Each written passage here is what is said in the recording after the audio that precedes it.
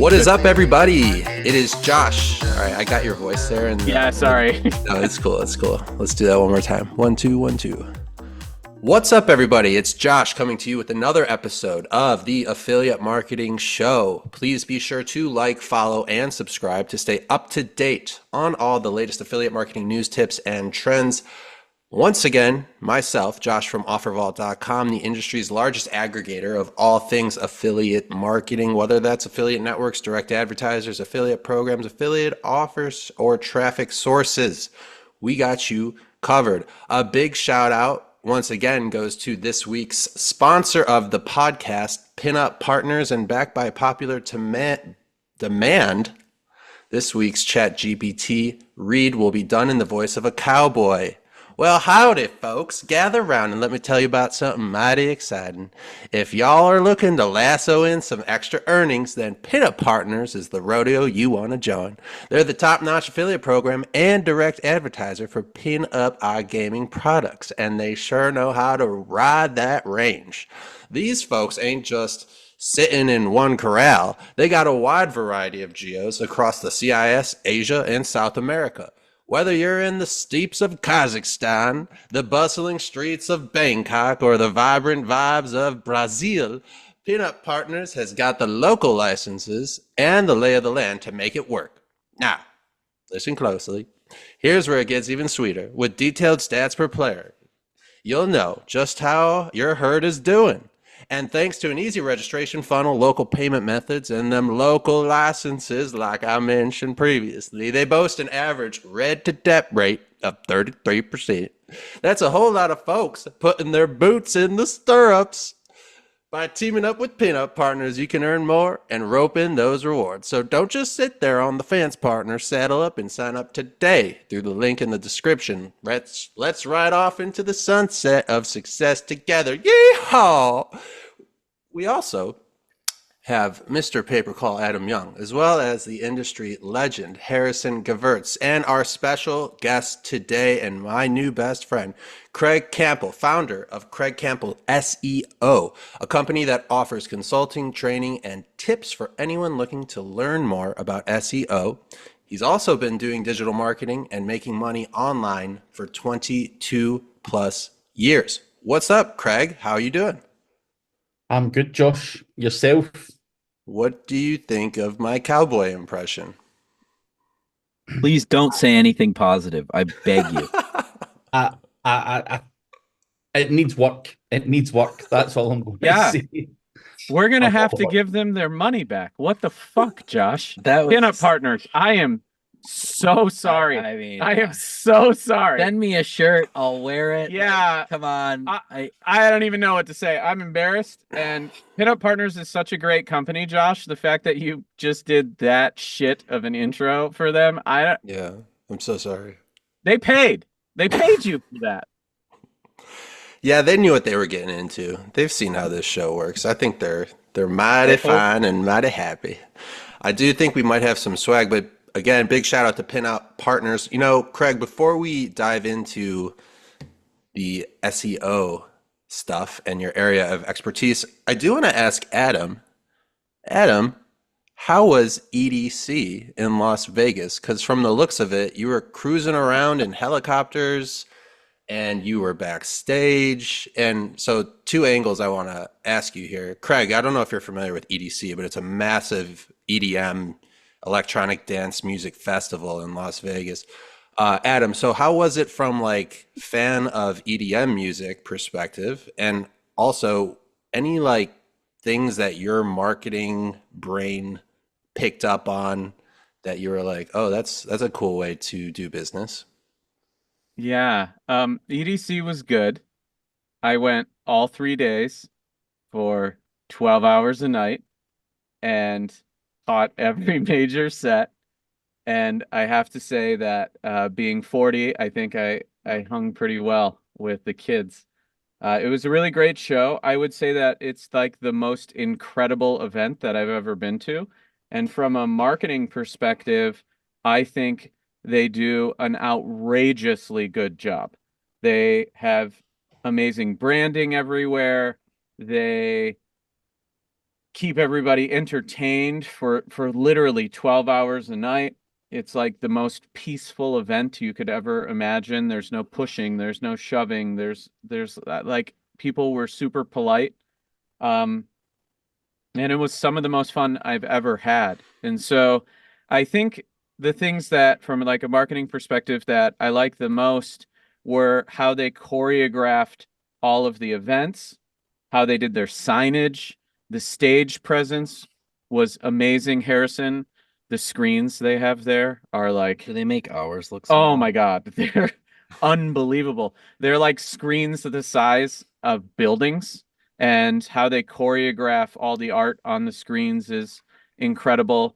And it was a really interesting thing, Josh. I think it's going to take me some time to fully process it all, but it gave me a lot of ideas for how to present things at events, right? Like obviously it's a giant event and Ringba does a ton of events, and we also have screens at our events. And I think there is going to be quite a bit of influence that I gather from that show, and what I learned by just being there that we'll use in the future. Also, big shout out to Max Eds Media for throwing the Sky Deck party and inviting me and my girlfriend. That was cool. I would say that the Sky Deck bottle service bros are exactly what you would expect. They're not nearly as fun as the normal EDM crowd. And also, what I would say is they do such a good job with access control there. It's pretty amazing. So they give everybody a wristband, and we had artist guest passes. And so they have like security checkpoints all over the place with lists of what wristbands can go where. And so you basically just like flash your wristband, and if you can go, you can go. And to go backstage and actually like we could literally go anywhere. So we were wandering around all the infrastructure behind it. So I got to see all of what the crews were doing and all these trucks moving in and out, and just how they did all the AV setup and all the mixing boards in the back and everything. And it's a wild event. Like I think they have to be doing like $250 million in revenue for the weekend. And it was one of the craziest things I've ever seen. So I mean, we should probably dive back into SEO, but if you haven't been to EDC, you should go. It was amazing. I'm never going. Yeah, you should never go. You should never go. Never. You will literally probably kill yourself. Craig, do you get down with the electronic dance music scene over in Scotland, or is that not really your vibe? Yeah, no, 100% is. You know, I'm 44, so I kind of grew up with it, and still to this day listen to EDM music in the car. So it's very much my style. But going to events and hanging out with kids in Vegas, I'm not sure I could handle the 12 We're hours. similar, Craig. I'd rather be put in a meat grinder. So Yeah. Fuck Isn't that. there's like turned a huge into haggis. Craig, isn't there like a massive festival in Europe called Tomorrowland or something like that? Yeah. Yeah. And I know Bel- they Yeah. right. Yeah. I've seen videos of that stage. Adam, I don't know if you've seen that stage, but I've seen it. yeah. Okay. Craig, should we talk a little bit about SEO? What do you think? Please. Let's go. So I thought I'd figure the first question, I wanted to make it as loaded as possible. Okay. SEO, what to do and what not to do, right? That's pretty loaded. So in your experience with SEO, what are some of the best practices and some of the worst practices that you've seen actually get you the best results when you're really trying to get different landing pages and brands noticed, through SEO practice? Um, the best and the worst. So one of the worst ones, but it was also one of the best. I can give you an example of was many years ago. I basically had a website that ranked for every single possible customer service phone number you could ever think of. So whether it was like the bank or whether it was like Vodafone customer service, whatever it may be, there's always people looking to phone, make complaints, do all their stuff. Now, my thought process at the time was I need something that's fucking super easy to rank for. Now, all I was up against was other people's contact us pages. So like Vodafone's own contact us page. So it was quite easy to rank for Vodafone customer service or Sky TV customer service or whatever it may be. And it was all in the UK. So it was a lot of UK brands. And what I basically done was rank those pages and put on a premium number on it. So basically, I was getting paid 7 pence per minute for all of the calls that were generated using the my website to get the phone number. Now, of course, the phone number's forwarded on to the correct service, but it was a little sketchy, and Ofcom got involved to make that illegal to basically do that. You had to stay underneath the phone number that you're phoning a premium number and you're going to be charged X amount per minute, which basically killed off the conversions. But that was something I'd done probably about 10 years ago.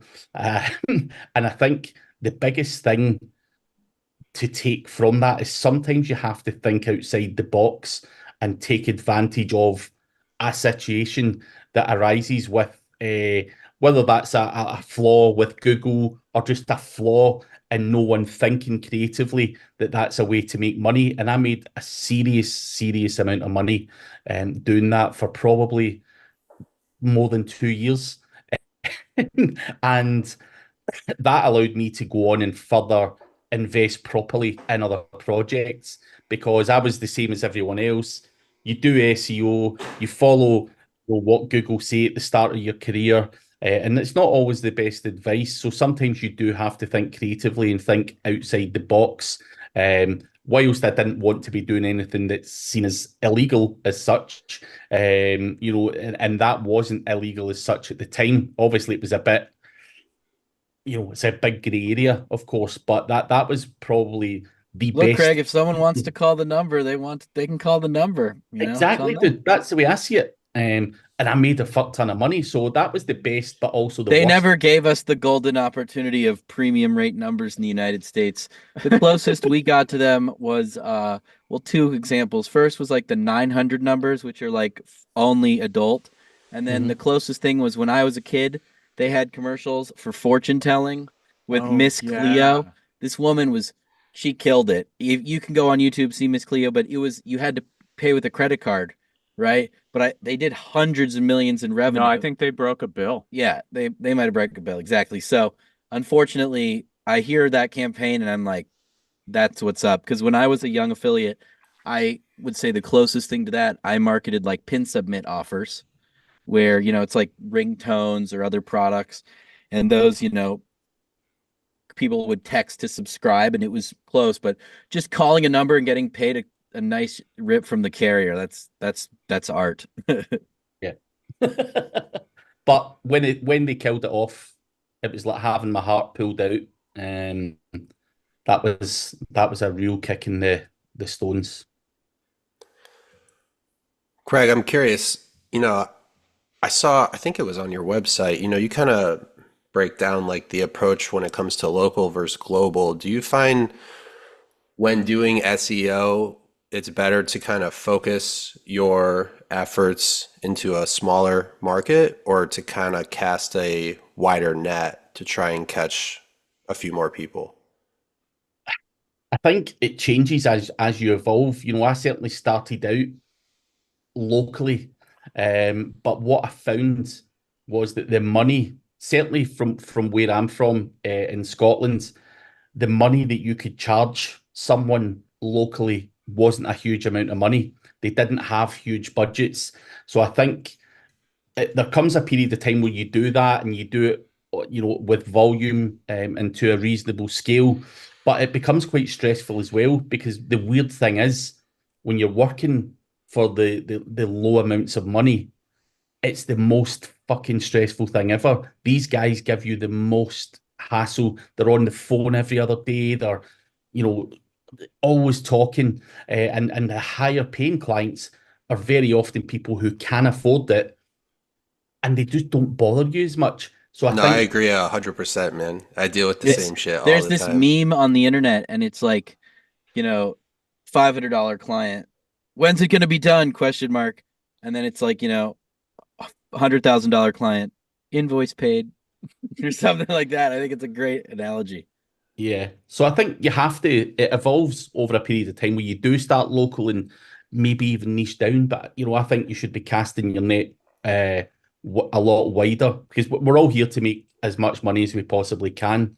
And casting that net wider and going after the bigger market share is certainly where most of us really want to be. So there's no point in bullshitting around saying that local's good. Yes, people do very well from local, but for me, you want to always aim higher. Sure. One more thing that popped into my head while you were talking. What's your kind of approach when it comes to, like I'm on Google, I do a search, I see the paid results at the top, right? So do you kind of believe strongly in sponsoring sites and paid search like that, or do you feel like an organic approach is better long term, or do you feel like it's kind of good to combine them into some sort of percentage split and utilize both efforts? As much as it pains me to say it, Google are shoving the organic stuff further and further down. You've got the top 4 sponsored results before you even see the kind of map listings if you're looking for local stuff. So, but also one big part of SEO that works really well that a lot of people maybe don't quite understand is engagement on your website is also going to help you grow organically. So I would always say to try and mix things up now. It's crazy not to take advantage of being up there. Can pay-per-click or the traffic and engagement signals from pay-per-click help your overall organic traffic? The answer is yes. And no matter what, now I try and use my social media to funnel people into my website. I try and use paid ads. I try and use even Pinterest or whatever it may be. Try and utilize anywhere that I can possibly get fucking traffic from. Anywhere, even YouTube Shorts or TikTok Shorts or whatever it may be. Even if we do this podcast, I'll probably chop it up into shorts to try and force people over to the main video. And of course, that for me is what SEO is now. It's evolved, and you've got to try and get traffic from multiple sources. Because if Google cut us, as they always do, chop is down tomorrow, do you really want 90% of your revenue going down because you're solely reliant on organic? The answer would be no. It's a killer and it crushes a lot of people. So I would always advise people now to diversify your traffic sources. When you talk about cutting up the video and doing YouTube shorts and TikToks and Pinterest and all these other things, is it a volume probability game for you where you're thinking, hey, I'm going to do a whole bunch of Pinterest and a bunch of shorts and a bunch of Insta and TikTok, and 1 or 2 of those videos may pop off and drive thousands of videos or visitors because they go viral? Do you see like the more content you put out, the more likely you're going to get a piece of it to hit over time? Or are you thinking it's just you put enough content out there and then it slowly builds up and just continuously sends traffic over time? Like what's that makeup like for you?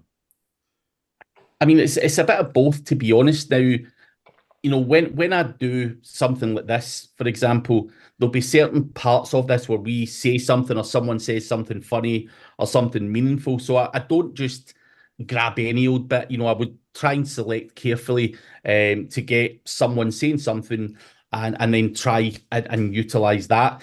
But it is a numbers game at the end of the day, especially with platforms like TikTok. Stuff that I think is really good, like a short clip or whatever it may be, doesn't actually always go that well. And then something fucking random off the cuff just blows up. And you're just like, how the fuck does this work? Stuff that I think is really funny doesn't always go that well. So it kind of is a bit of a numbers game with any platform, to be honest. So yes and no. You've just got to be consistent and put stuff out there in the hope that long term, all of this kind of stuff, it's just one big ecosystem and it just gradually keeps building momentum. And people love content. People love talking about whether it be the EDM stuff or whatever. People would like to hear. People just love hearing all sorts of bullshit. So you've just got to feed them what they want to what they want to hear, and obviously then funnel them back to whatever it is you're making money from, whether it be an offer or just back to your website or a video, whatever it may be. Yeah, Craig, I think that's really interesting to hear that. I've been having the same experience with our media buying team for the book you see here. And I said this on a couple other pods. We have cut so many ads and so many pieces of content now and tested them. It surprises me which ones work and what changes actually resonate with people. It just reminds me to always remember you cannot predict which piece of content's gonna It's work. the same with like a landing page. We've had like a beautiful work of art landing page, Yeah. and then like a car with a bumper falling off, a landing page equivalent, and that one converts. We're like, Yeah. It's so Okay. random. what do you think the psychology is behind that? Or is it strictly just that, random? Well, I mean, look, anytime you're marketing, what you're effectively doing is you're looking at a large group of people and you're trying to elicit an emotional response or trigger a memory that they all share. And so if you put out a piece of content that resonates with a large group of people, it just means they all have a shared memory that's being recalled when they see that ad. Like if it's a trashy car with a bumper falling off and it reminds them of some experience they've seen or some advertisement elsewhere that they've seen that made them feel some type of way. So you can never predict what that's going to be, but that's effectively what you're doing, Josh, is you're mining a shared experience or shared memory across a large group of people. And that's why if you're able to target a group of people that have all experienced the same event, like if you want to go target the 500,000 people that went to EDC, for instance, and you can elicit the same experience or emotion that they all felt from seeing the same thing, right? You're going to get a much higher response rate. But the problem is when we're talking about a book or some other random product that we're selling, and we're targeting a large group of random people, we don't always know what memories are going to get triggered. And that's why it's really hard to predict what advertisements are going to actually cause people to take action. And that's why the large numbers of testing ads is really the only effective way to do that. Do you have enough data on the ads you did for the book to where you could say this one has been performing the best and I think it's because blank? Yeah. So, I mean, I'm not going to talk about the specific CPAs we're getting right now, but we had a target and some ads we've been able to get under that target by 50%, which was really surprising to me. And a lot of the ads we're testing right now are coming in at, 3 times, 4 times CPA. And so there's a huge swing as to what ads and what landers are actually performing, and all of the content across all the ads and the landers is effectively the same. It's just different video editing, different order of content, different animations and motion graphics, different, cut speeds in the ads, and like what order of clips and cuts that we're doing. And so like all the ads it's all the same content. It's just the order, speed, and organization of that content, the hook, the story, and the offer that actually generates the difference in performance. It's kind of crazy. Like I think the best performing ads all end a certain way and all start a certain way, and then what's in the middle I don't think has really changed the CPA very much. But if I were to show you a high CPA versus our best performer, you'd be like, wait a second, like this is the same ad, but it's not. Does that make sense? Yeah, 100%. Craig, I want to throw it back to you here and go back to the media platforms we were talking about, specifically TikTok and YouTube Shorts. Do you feel between Well, first of all, I'm assuming those two are probably the best. You could correct me if I'm wrong, but between those two, so that's part one. Part two, between those two, which one do you think you would focus your efforts on if you were kind of newer to the space trying to get your SEO up? Like, do you feel like one performs better than the other in terms of giving you those types of results? I think YouTube Shorts is a bit saturated. It's a bit harder to get one to pop off. TikTok in particular works very, very well. I don't know if it's the age demographic, but is there an age demographic in TikTok? That's another argument. There's people at 50 plus use TikTok, just they watch it and consume all the content. So TikTok for me is the one at the moment which works really, really well. And it's one of those things that I don't put a huge amount of time into TikTok. It is always, reproduced content. I do try them on Instagram, Facebook. I try and put them out, but TikTok always seems to do the best. And I think there was a statistic a year or two ago where it was TikTok gets more traffic than Google itself. So I don't know how accurate that was, but someone did say that, TikTok as a platform is the one to rival Google in terms of traffic. So it would make perfect sense to exploit that for all you can whilst that's there.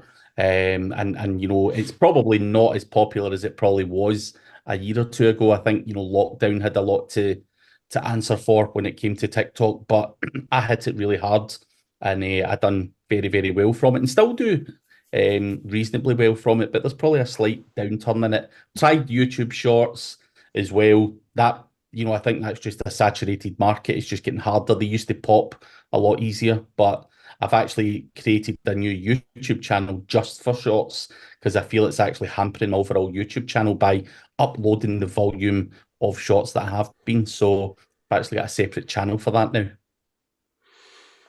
Yeah, and I want to throw this next question to you, but I also want Adam and Harrison to chime in, mainly because they've built a lot of websites and they've also purchased a lot of websites. But let's throw this to you first. In your opinion, related to SEO specifically, do you think it's better to buy an existing website that is already established and already has a reliable user base, or do you think it's better to start from scratch and really customize the site in terms of what you're trying to accomplish? I'd buy an existing website all day long. That's something that I do on a regular basis. I also own a marketplace where we buy, we offer websites as well. For me, not everything works. So over my journey, I've built websites from scratch. And for one reason or another, I found, I'm an impulsive guy. So for example, e-cigarettes came out years ago and I thought, this is the next big fucking niche. Let's build a website. Let's fucking get this thing ranking. Let's get a drop shipper involved and let's make a business out of this. Now, what I didn't realize until about 6 months into the project was that you can't do paid ads on e-cigarettes because it's nicotine and all this kind of stuff. There was a lot of legal red tape surrounding how you can grow and scale that business. And I eventually just threw it in the bin because the guy that was drop shipping was a piece of shit as well. He wasn't, sending the stuff out properly and it wasn't the right stuff and all this kind of stuff. So there's a lot of businesses where I have started from scratch and then found out things further down the line. Another one being women's clothing. I sat with my wife one night and I thought, fuck, women's clothing, we've got to fucking do it. Everyone's looking for all the kind of stuff that women wear. Let's do it. What I didn't realize again until I actually ranked and had launched the business was that women return 50% of the shit that they buy. My wife does it as well. I should have fucking known better. But the returns were basically eating the profit because it was high volume, low margin.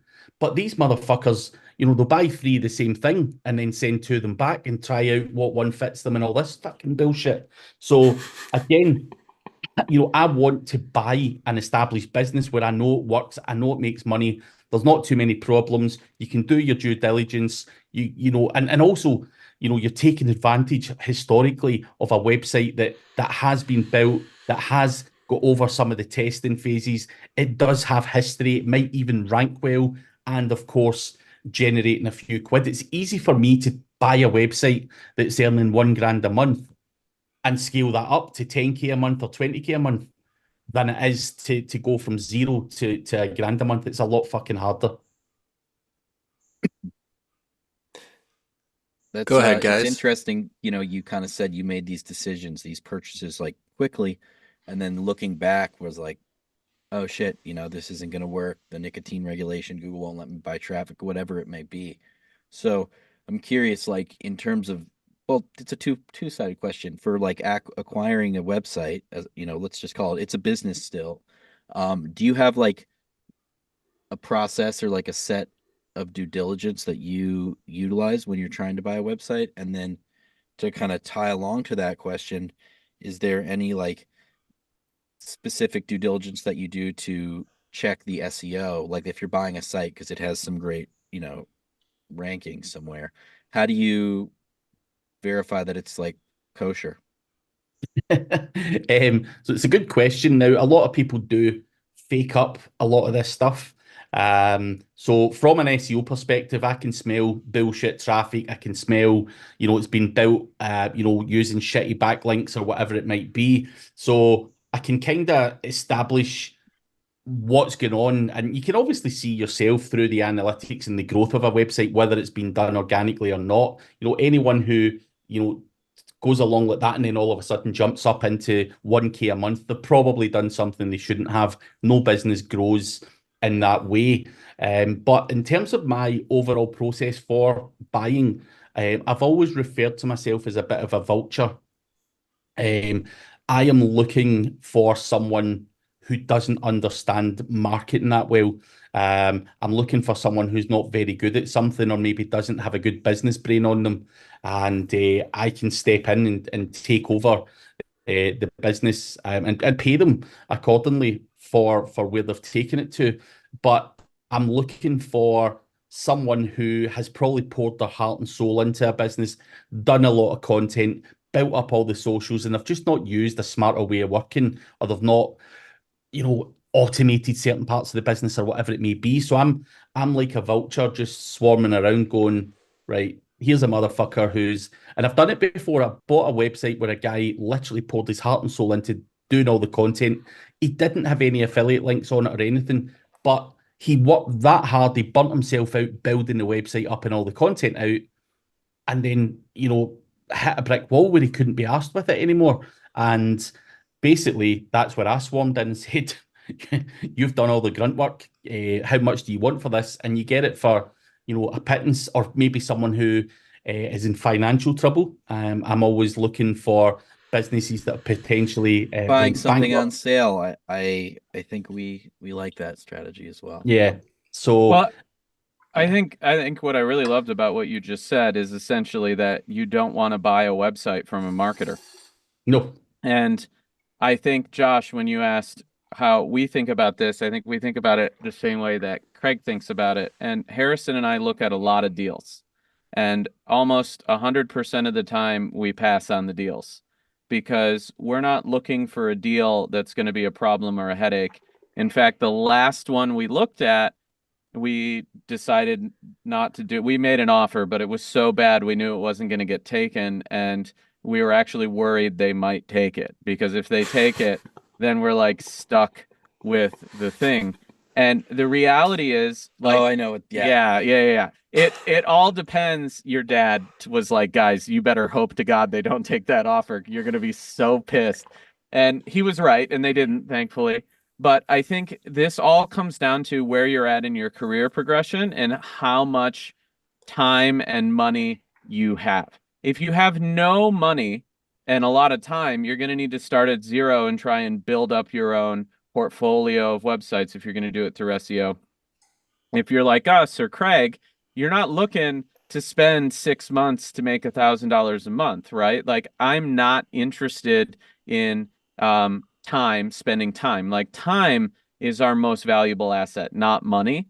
And so really what we're doing is trying to maximize our time. So if Harrison and I were going to consider buying a website and the one we were interested in buying was not producing enough in EBITDA, and so we were looking at a website that was making 6 figures in profit a year, and it just simply wasn't enough for us because we knew we were going to have to invest hundreds of thousands of dollars and a ton of our time and restructure the whole thing. And we were looking at it, and we're like, it could take us 5-6 years to get our money back on this thing. If anything bad happens, yeah, we're fucked. We lose. And so instead, we're probably going to do an ad deal with the website instead. But the reality is, like, we're looking to exclude deals, not to actually close them, which may seem counterintuitive, but we only want the ones where it's a win for us and a win for the previous owner.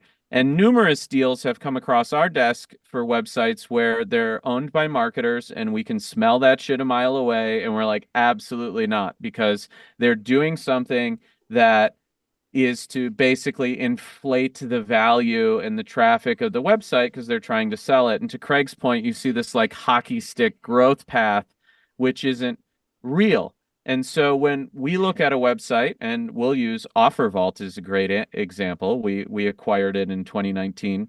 I think that's the first time we've publicly said that. No, you've said it before. Yeah. Yeah, Not on we've the said it pod, maybe not on the the pod. But we looked at the data, and the owner of the website, awesome guy. Shout out to Mark. Love Mark.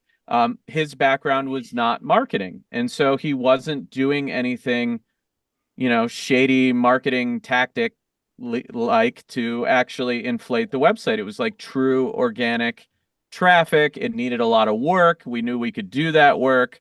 It was shrinking in size, and we knew we had to go do some surgery, and we could put some money into it and see a return, and the price was fair for everybody, and so it was a great deal. And we love affiliate marketing, so we bought it.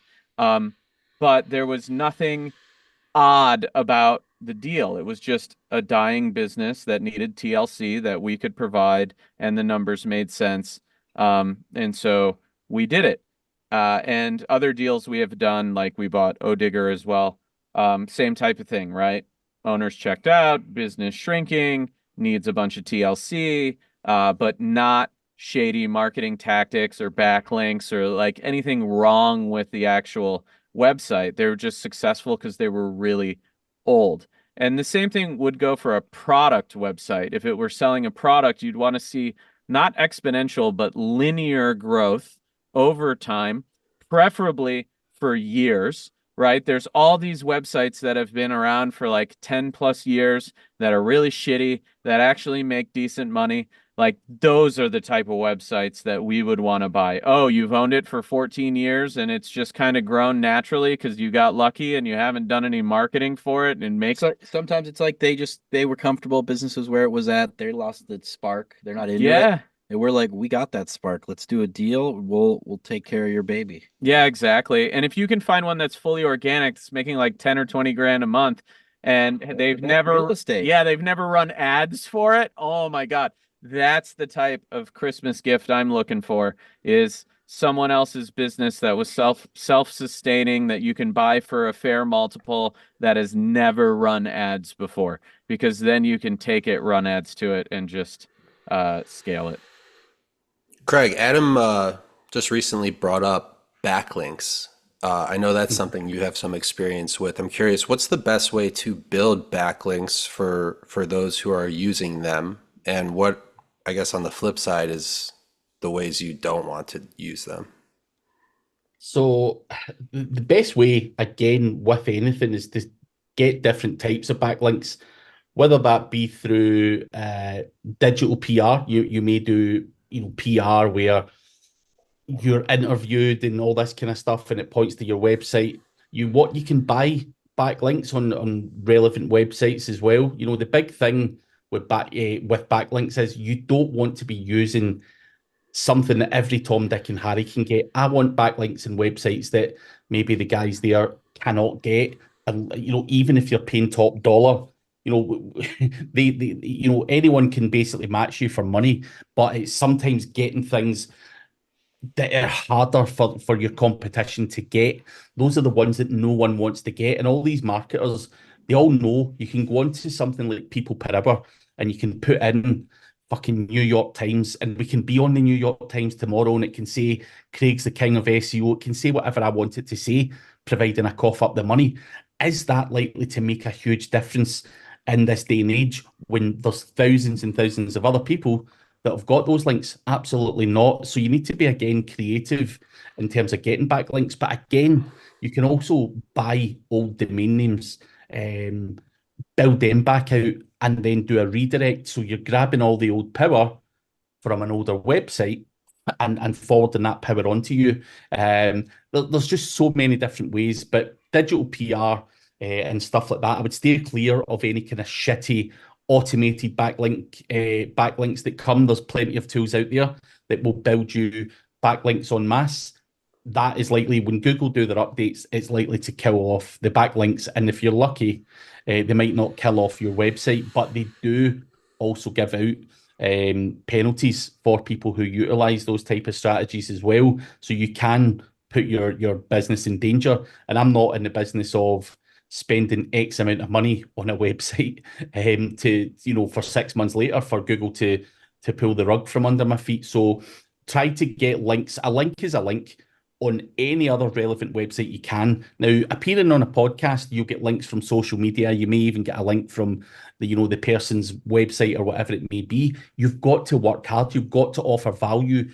Those type of links are the links that are natural and organic. Not everyone wants to sit in and do a podcast. Some people are scared to go on camera, whatever it may be, or speaking at conferences.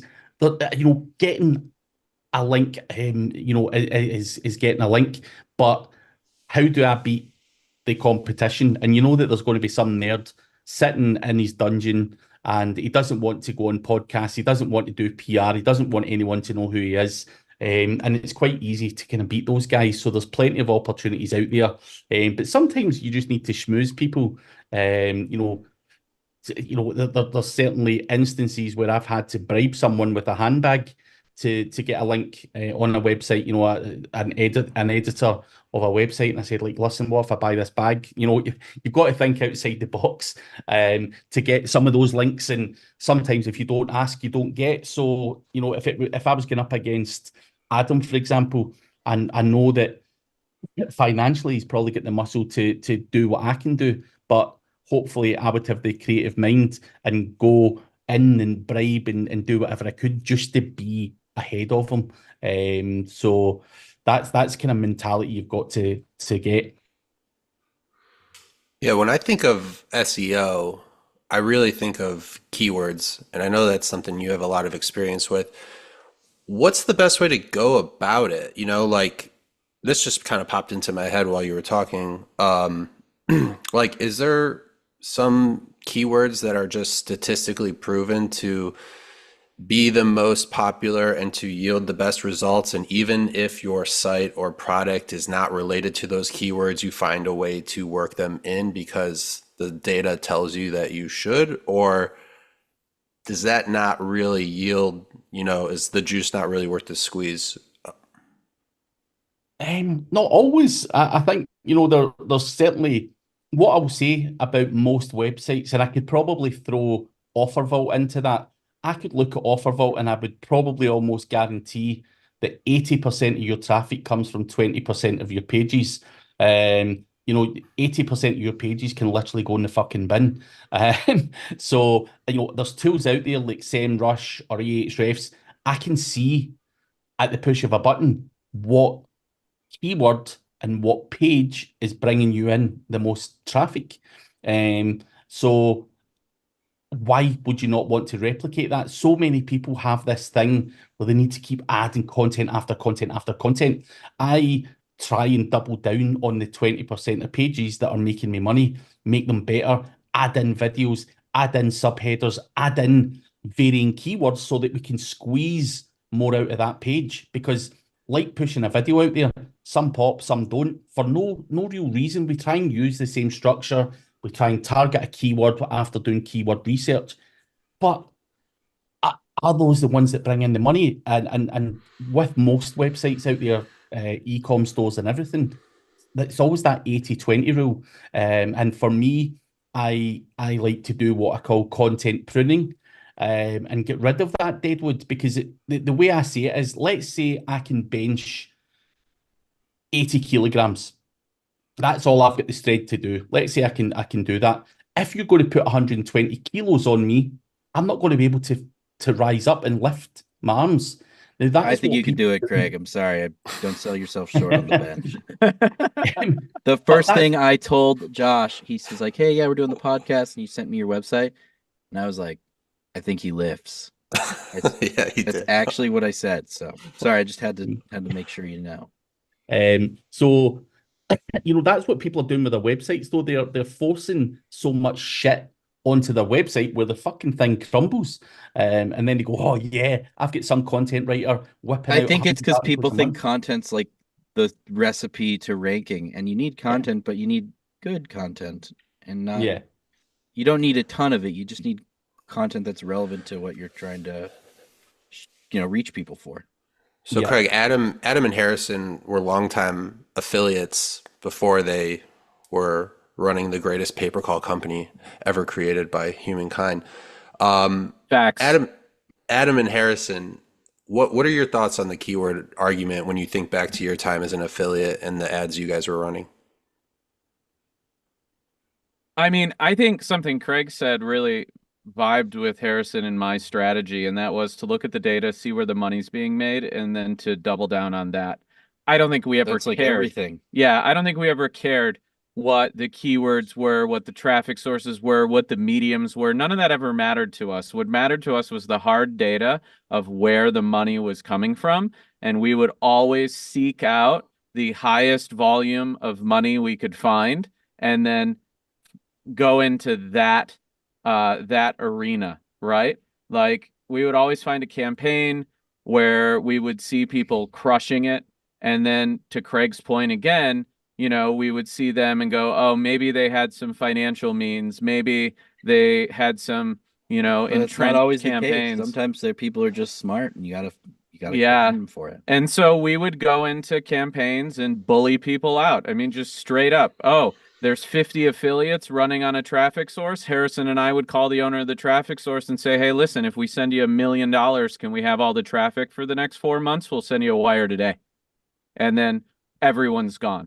Or we would go into a traffic source and look at everyone's landers that were running there. And then we would literally go to the owners and be like, how do we consolidate this? How do we roll it up? How do we take it international? Like, can we have the exclusive on all your international traffic for these campaigns? Like, we would try and negotiate deals. And when it came to Google AdWords, we would try and find wedges and niches where other people weren't. And we would even run campaigns at a loss to push people out of the ads. Like if someone's bidding on a keyword and we want that keyword, we'll go run at a loss just to see how long that person was willing to lose money. And eventually they'll stop. And then when they're done, we take over the keyword. And so I think all that really matters is where's the money? And then what's your tolerance for fighting for it?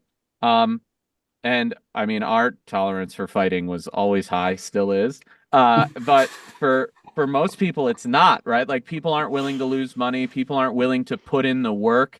And I love what Craig said, where he's like, Adam may have the resources to buy what I can buy, but I'm going to find a clever way to outwork him. And you know what? That's the correct answer in marketing to every single equation. You can't guarantee you have the most money. You can't guarantee you're the smartest, but you can guarantee that you'll work harder than everybody else. And so if that's your mindset, you will find wins. Craig, another thing I want to get your take on is, how you actually structure the content on landing pages and websites. When you're redoing a website that you've purchased and you're figuring out how to lay everything out, what's the science that you kind of follow? I think from a bird's eye view, people think everything that's important goes above the fold, right? People don't have time to scroll down, but I know that's definitely not accurate. So what's your approach when it comes to actually formatting a site and structuring the content on those pages? So it's very simple and very easy, and it changes from niche to niche. But what is being rewarded right now by Google, from an SEO perspective, what type of content structure? So you just Google the keyword, see what the top 10 search results are getting. You don't need to reinvent the wheel, just copy the same fucking layout. The exact same structure. You do not need to be fucking around. Now, yes, there's tools out there like Surfer or Page Optimizer Pro, which will give you the layout that you need, for any given search term. What those tools are actually doing is scraping the top 10 search results, and it will say, you need this header, you need this amount of subheaders, you need to add in these semantically related keywords, and all this kind of bullshit. So you can use the tools as well, but those tools are literally just looking at the top 10 search results, scraping them, and then feeding you the data set that is working well for that niche, in that country, in that area, and just replicate it. When I say replicate, be clear, don't just copy and paste the page, guys. That doesn't work from an SEO perspective. But in terms of the usage of wording, the amount of subheaders, the amount of content, if they've got a video on there, why would your page beat someone if it's shitter? It doesn't have all the kind of stuff on it, nicer buttons and everything else. You need to match what is working well out there in the open market and what is Google rewarding. And you just need to look at the first couple of results and say, right, I'm having some of that, and I'm going to do it better. And again, it goes back to that mentality that Adam just mentioned. I'm going to beat his ass. That is in my head. I'm going to fucking beat this guy's ass. So I'm going to steal his good page and I'm going to do it fucking better. And he might, constantly fight me on it, but he better be up early in the morning, because it will just be a constant ongoing fight.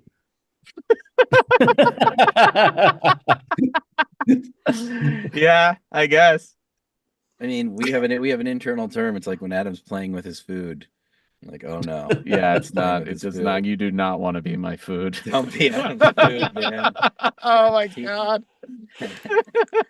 Craig, I saved the most important question for last. Are they full sleeves, half sleeves, and does it go across the torso? So it doesn't go across the torso yet, but they are full up to the shoulder. Yeah, those are badass, dude. I would not want to mess with you. I full sleeve my right leg as well. So yeah, but I've still not decided what I want across the torso, if I want anything at all. So Ringba logo. There you go. Depends on the money. Anything exactly. possible. I'll give you $10,000 if you'll tattoo a Ringba logo across your chest, full chest. Needs to be more than that. Yeah. Dude, remember 1.6 of ours is one of his or something. Well, Craig, thank you so much for coming on the Affiliate Marketing Show. For myself, Josh from OfferVault, Mr. Paper Call, Adam Young, the industry legend Harrison Gevirtz, and founder of Craig Campbell SEO, Craig Campbell. Let's make that paper. Let's make that dough. This was the Affiliate Marketing Show. We will see you next time.